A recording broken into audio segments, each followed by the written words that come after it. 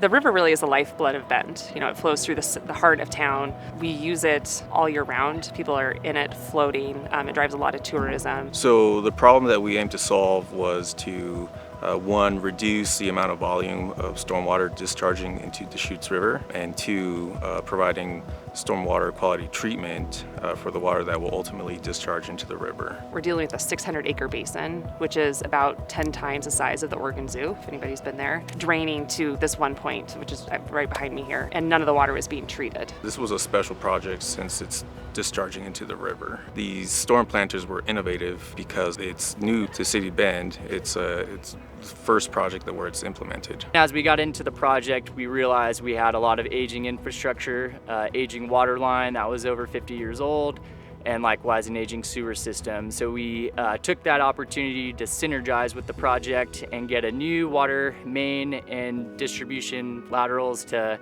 the full Newport corridor, as well as our sewer. The corridor didn't have consistent sidewalks, kind of had inconsistent bike lanes, had some skewed intersections, offset intersections. So this was a great opportunity to fix it. And so we designed the dog bone. And so it was really creative thinking on the design team. So as a community member or even just a visitor to Bend, there's several benefits that this project brought.